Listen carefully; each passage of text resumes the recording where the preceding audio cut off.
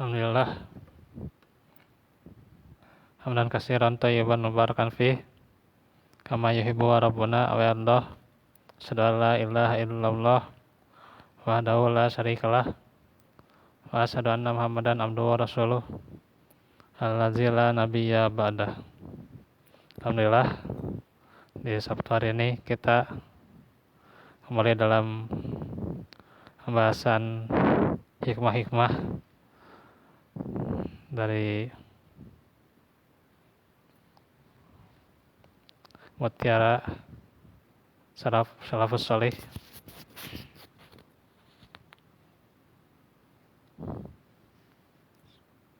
yang akan kita kaji di hari Sabtu ini tentang bagaimana meminta kebutuhan atau meminta keperluan hanya kepada Allah Subhanahu wa taala. Karena itu kita tentunya sudah paham makna dari iyyaka na'budu wa iyyaka nasta'in ya. Sebagaimana yang sudah disampaikan di dalam pembahasan surah Al-Fatihah, bahwasanya juga dari ayat ini mengandung makna agar kita meminta pertolongan, meminta kebutuhan hanya kepada Allah saja dan tiada pada yang lainnya. Maka dari ayat yang sangat agung ini menjadi salah satu pedoman pokok tatkala masa-masa sulit tentunya, apalagi tentunya keluar dari undang-undang yang baru, yang undang-undang cipta kerja yang wallahu alam katanya merugikan rakyat kecil. Toh kita punya Allah yang maha besar gitu, dan toh rezeki kita tidak diatur oleh undang-undang gitu ya. Iya, nah gitu. Iya.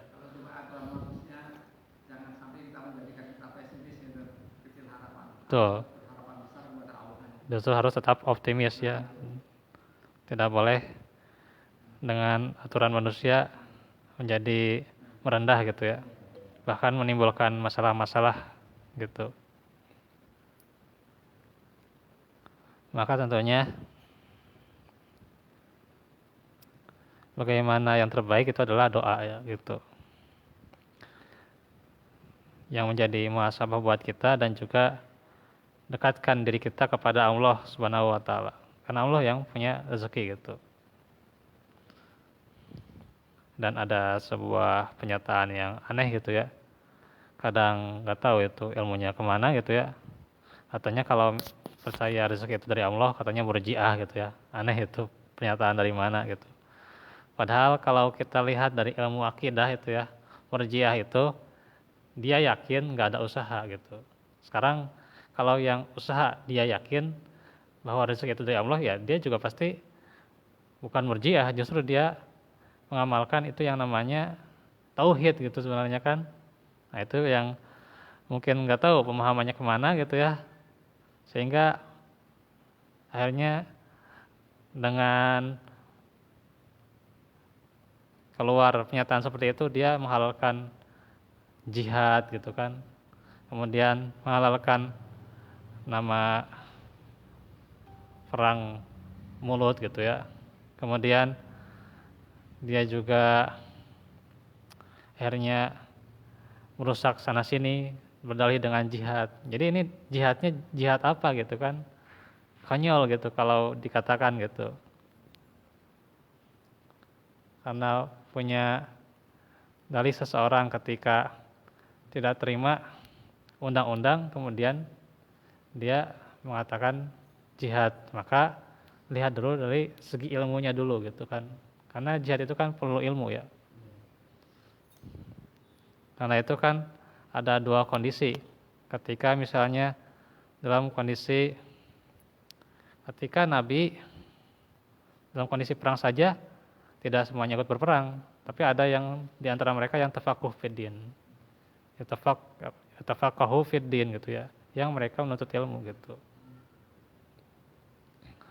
Karena kita jangan sampai gitu ya, dengan dalih berjihad kemudian menolak undang-undang, ya itu silahkan aja gitu ya, menolak undang-undang dengan menyebutkan apa itu alasannya gitu ya. Hanya kalau misalnya ketika menolak undang-undang kemudian menjadi masalah, akhirnya merusak gitu kan gedung gitu ya, atau menumpahkan darah, nah itu yang jadi nggak baik gitu ya gitu. Itu yang jadi bukan solusi gitu. Justru kan dalam Islam itu adalah bagaimana kita mengikuti tuntunan sunnah. Itu kan ada tuntunannya ketika menghadapi pemerintah yang zalim gitu kan. Ada perintahnya untuk bersabar, untuk berdoa gitu kan gitu. Dan ketika nasihat itu juga sampaikan dengan baik, kan dalam Al-Qur'annya idfa billati hiya ahsan gitu. Artinya kita tidak menghalalkan sesuatu.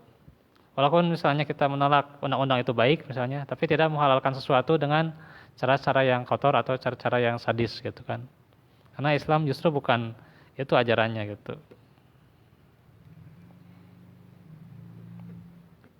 Maka disinilah pentingnya kita meminta segala keperluan dan kebutuhan itu hanya kepada Allah.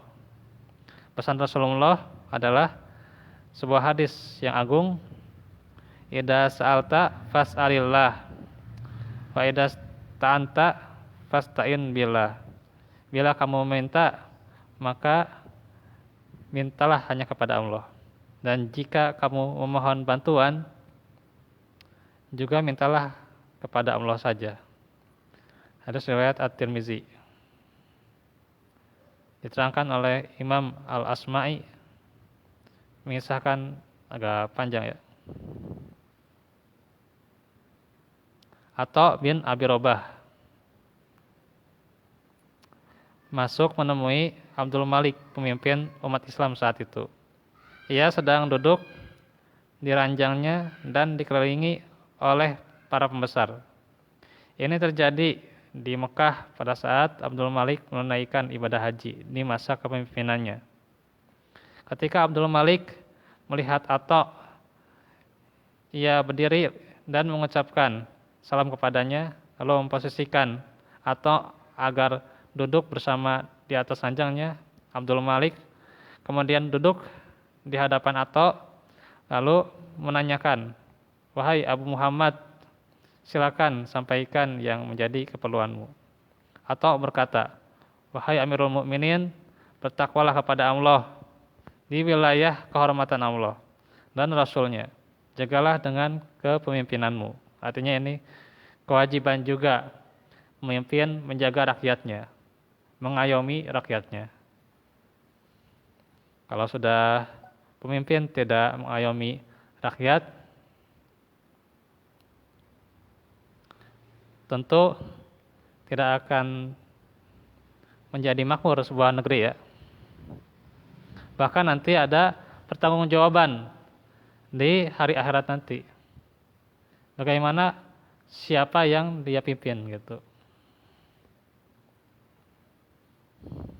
Karena itu bertakwalah Anda kepada Allah tentang urusan anak-anak kaum Muhajirin dan kaum Ansor, turunan para sahabat Nabi. Sebab karena mereka Anda berada di posisi ini. Karena itulah bagi para pemimpin tentunya harus bertakwa kepada Allah dalam memutuskan segala perkara gitu ya. Lihat kebutuhan rakyatnya, kebutuhan dari penduduknya, warganya, agar apa? Terjadi kemaslahatan. Sehingga tidak diputuskan secara sepihak gitu ya.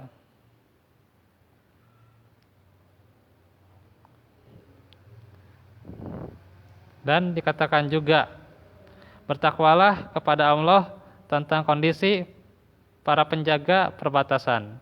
Karena mereka ialah benteng Islam. Cari tahulah tentang keadaan umat Islam, karena engkau seorang diri yang akan dimintai pertanggungjawaban terhadap mereka. Tuh.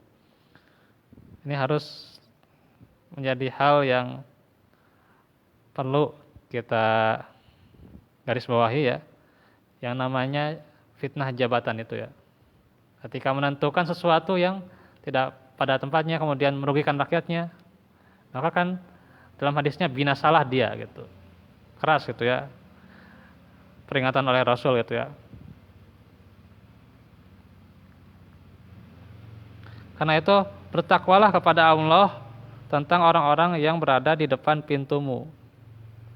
Jangan lupakan mereka dan jangan tutup pintumu bagi mereka. Mendengar itu semua, Abdul Malik berkata, saya akan jalankan semuanya. Nah, inilah orang yang amanah gitu ya. Kemudian Atta bangkit dan beranjak untuk pergi. Tapi Abdul Malik menahannya dan berkata, wahai Abu Muhammad, Anda telah menyampaikan kebutuhan orang-orang dan kami akan menjalankannya. Lalu apa yang menjadi kebutuhan Anda? Atta menjawab, saya tidak memiliki kebutuhan apapun kepada makhluk. Masya Allah. Dia mengatakan tidak punya kebutuhan apapun pada makhluk. Kemudian beliau pergi. Setelah itu Abdul Malik lalu mengatakan, sungguh inilah kemuliaan yang sesungguhnya. Sungguh inilah kepemimpinan yang sebenarnya. Tuh. Dijelaskan bahwa meminta kepada Allah bukan berarti tidak berusaha. Jadi salah juga anggapan misalnya dia yakin rezeki itu dari Allah, kemudian dikatakan itu murjiah. Salah itu. Itu nggak tahu itu pemahaman dari mana ya. Ini yang dikhawatirkan ketika memahami dinul Islam tidak dengan kafah gitu ya. Sehingga memahami ajaran Islam, memahami khilafah dia setengah-setengah, memahami tentang hukum dia setengah-setengah, memahami tentang fikih dia setengah-setengah, itu karena tidak dengan kafah. Karena itu kewajiban kita paham dengan kafah Islam itu.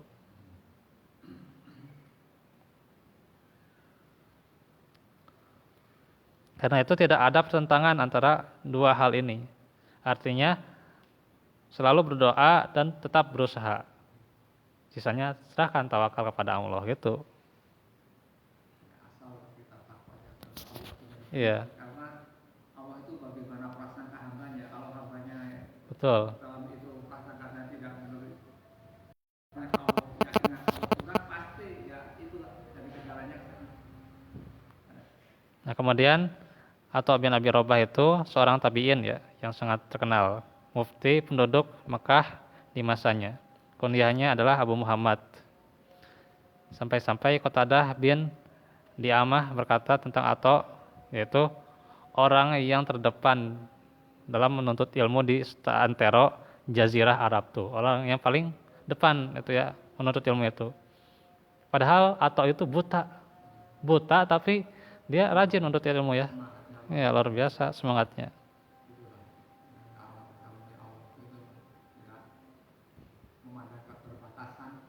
Ya.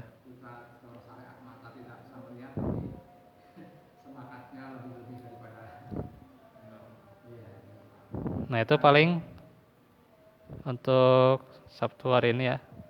Insya Allah kita lanjut lagi hari Senin ya, karena besok saya ada musker di Masjid Miftahul Haq ya. Besok ada ngantor bersama Persis ya. Jadi dimulai lagi hari Senin, dilanjut lagi.